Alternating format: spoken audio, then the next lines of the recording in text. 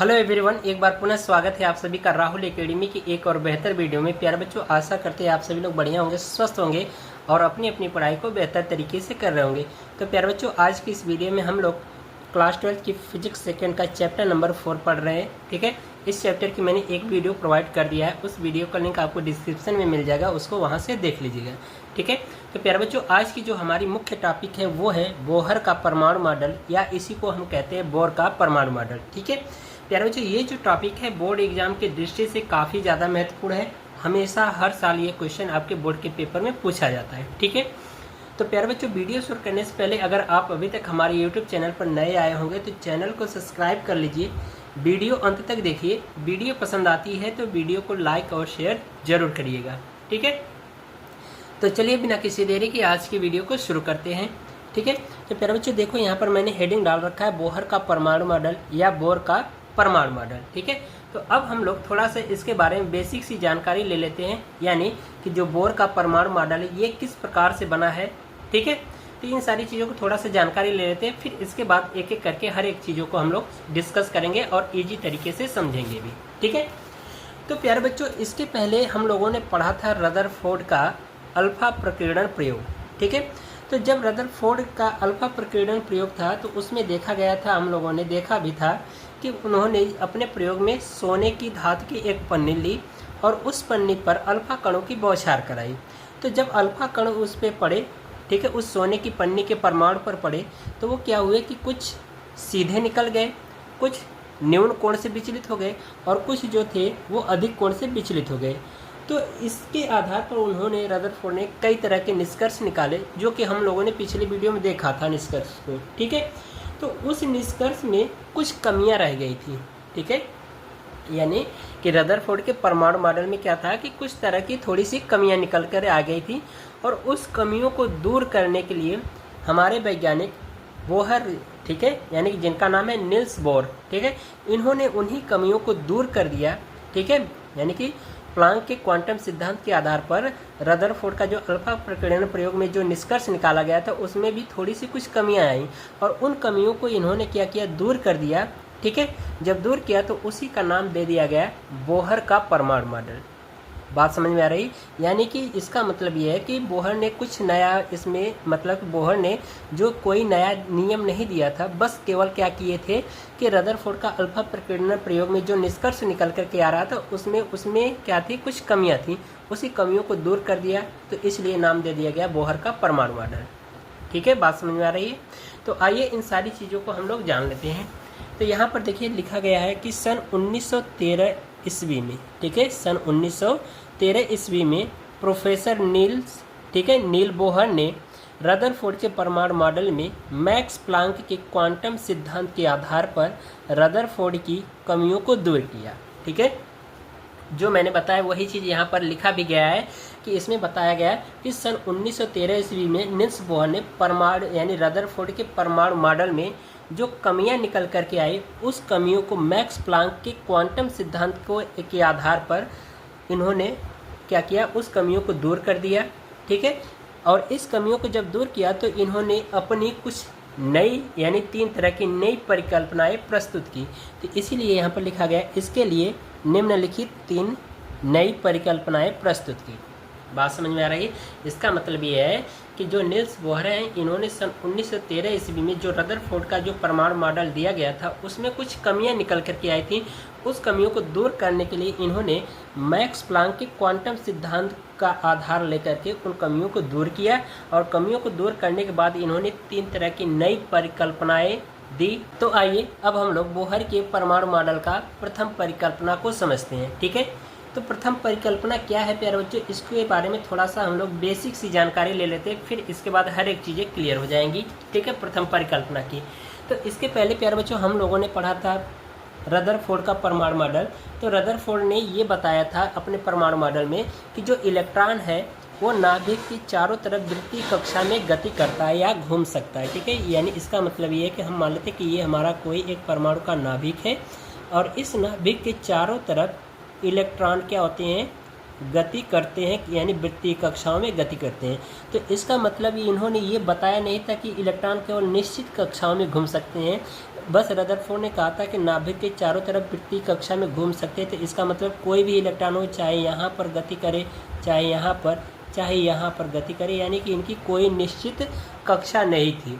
ठीक है, तो इसलिए इसमें क्या थी कि कुछ कमियां निकल करके आ गई और उसी कमी को नील्स बोहर ने दूर कर दिया। बस इन्होंने केवल ये इतना कह दिया कि जो इलेक्ट्रॉन है किसी परमाणु के, वो नाभिक के चारों तरफ एक निश्चित ऊर्जा स्तर वाले कक्षा में क्या करते हैं, घूम सकते हैं। यानी केवल इन्होंने बता दिया कि जो इलेक्ट्रॉन है वो नाभिक के चारों तरफ निश्चित ऊर्जा वाली कक्षाओं में चक्कर लगा सकता है। ये था बोहर का प्रथम परमाणु मॉडल का प्रथम परिकल्पना। ठीक है, तो यही चीज़ यहाँ पर कहा जा रहा है कि इलेक्ट्रॉन केवल उन्हीं कक्षा में घूम सकता है जिनका कोणीय संवेग यानी MVR h/2π का क्या है, पूर्ण गुणज हो। यानी कि इसका मतलब जो इलेक्ट्रॉन का जो कोणीय संवेग है ये किसके बराबर होगा, h/2π का पूर्ण गुणज होगा। पूर्ण गुणज का मतलब कि यहाँ पर क्वांटम संख्या का क्या होगा, पूर्ण गुणज होगा। ठीक है, और यहाँ पर बताया जा रहा है कि जहाँ n मुख्य क्वांटम संख्या है जिसका मान कितना होगा, एक पूर्णांक के रूप में होगा, यानी 1 2 3 होगा। तो इसी का कहा जा रहा है कि ये पूर्ण गुणज होगा। और यहाँ पर MVR क्या है प्यारे बच्चों, इसको समझ लो। यहाँ पर हम मान लेते हैं कि हमारा कोई एक परमाणु का नाभिक है और इस नाभिक की ये कोई कक्षा है। ठीक है, और इस कक्षा में इलेक्ट्रॉन जो है वो v वेग से क्या है, गतिशील है। और इस कक्षा की जो त्रिज्या मान लेते हैं r है और इलेक्ट्रॉन का द्रव्यमान m है। ठीक है, तो इसलिए इसका क्या हो जाएगा, जो कोणीय संवेग हो जाएगा MVR हो जाएगा। ठीक है, अब प्यारे बच्चों अगर इसी के पहले हम लोग जानते थे कि अगर कोई कण अगर रेखीय वेग में गति कर रहा है तो उसका संवेग p बराबर होता है m/v। लेकिन अगर कोई कण अगर वृत्ताकार कक्षा में घूम रहा है तो इसलिए उसकी त्रिज्या के साथ क्या हो जाएगा, मल्टीपल हो जाएगा। तो इसलिए इसका कोणीय संवेग J बराबर MVR हो जाता है। ठीक है, ये चीज़ है। तो वही कहा जा रहा है कि जो इस इलेक्ट्रॉन का जो कोणीय संवेग MVR वह h/2π का क्या होगा, पूर्ण गुणज होगा। ठीक है, तो यहाँ पर किसका पूर्ण गुणज होगा, क्वांटम संख्या का। तो यहाँ पर हम लिख सकते हैं NH/2π। और यहाँ पर प्यारे बच्चों आप जानते हो कि ये हमारा क्या है, एक H प्लांक नियतांक है। ठीक है, प्लांक नियतांक। और इस प्लांक नियतांक का मान होता है 6.62 × 10⁻34 जूल सेकेंड होता है। ठीक है, ये चीज़ आप ध्यान रखिएगा। ठीक है, इतनी चीज़ें क्लियर हुई। अगर प्यारे बच्चों थोड़ा सा भी डाउट होगा तो एक बार वीडियो बैक करके ज़रूर देखिएगा और पूरी वीडियो कंप्लीट देखिएगा, तभी हर एक चीज़ें समझ में आएगी। ठीक है, चलिए अब हम लोग इलेक्ट्रॉन की द्वितीय परिकल्पना को जानते हैं। और एक चीज़ यहाँ पर ध्यान रखना कि प्यारे बच्चों की ये जो प्रथम परिकल्पना है ना, इस प्रथम परिकल्पना को हम लोग एक और नाम से जानते हैं जिसको हम लोग कहते हैं बोहर। ये बोहर कहिए या बोर कहिए। ठीक है, बोहर यहाँ पर लिख दे रहा हूँ मैं, बोहर या बोर का क्वांटीकरण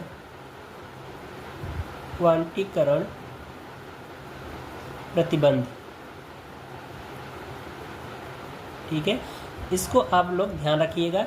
ठीक है, जो बोहर का जो प्रथम परिकल्पना होती है, इस प्रथम परिकल्पना को हम लोग एक और नाम से जानते हैं जिसका नाम है बोहर या बोर का क्वांटीकरण प्रतिबंध। ठीक है, चलिए अब हम लोग द्वितीय परिकल्पना को समझ लेते हैं।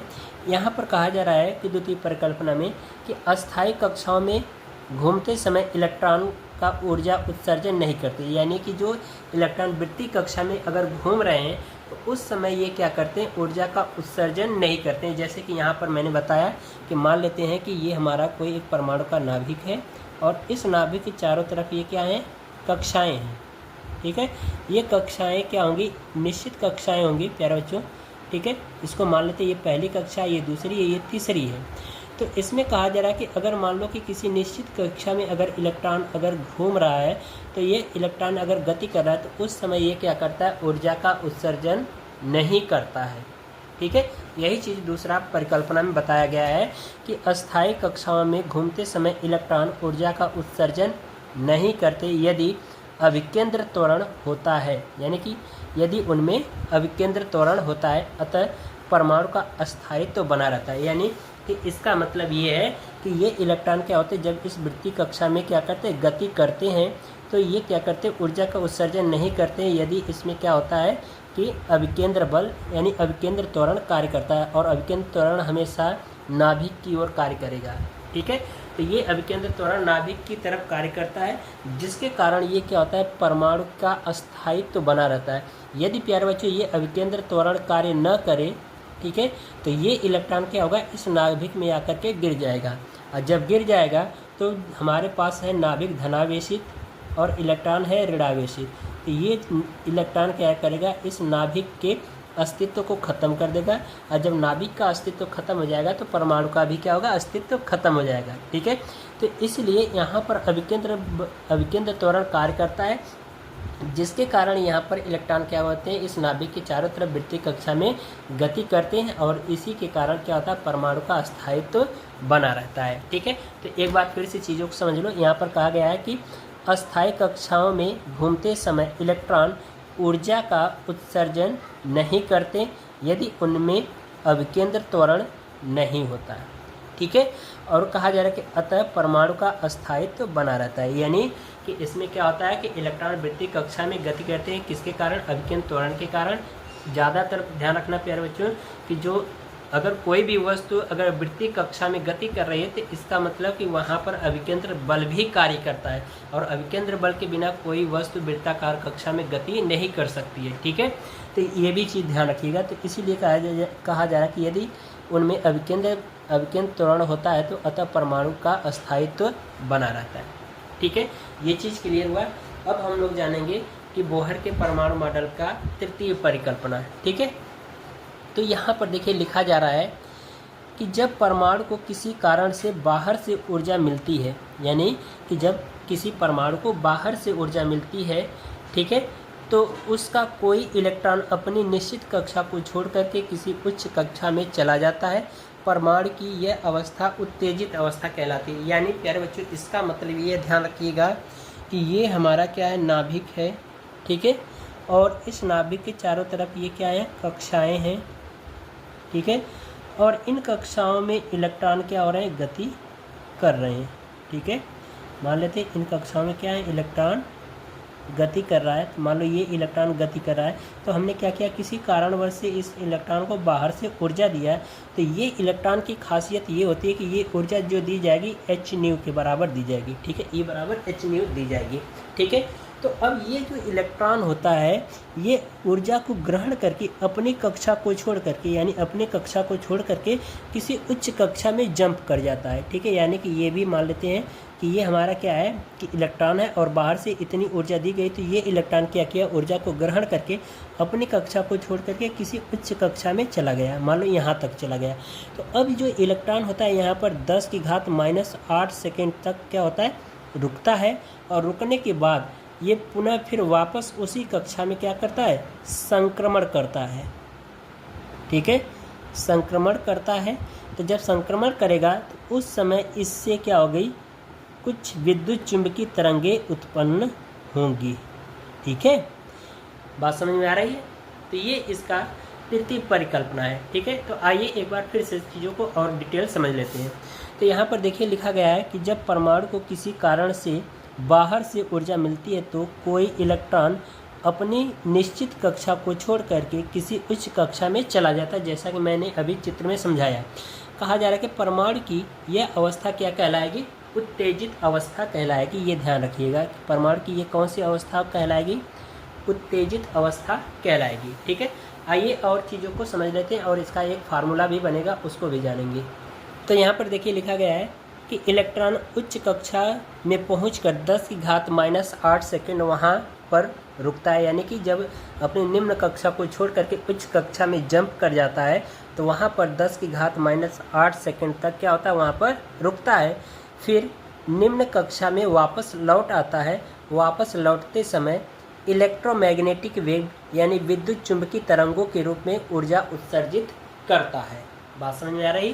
तो ये रहा है आपका बोहर के परमाणु मॉडल का तीसरी परिकल्पना। ठीक है, तो ये चीज़ यहाँ पर देखिए चित्र में बताया गया है कि ये हमारा कोई एक परमाणु है, और उस परमाणु का क्या है, एक नाभिक है, और इस नाभिक के चारों तरफ क्या है, निश्चित ऊर्जा की कक्षाएं हैं।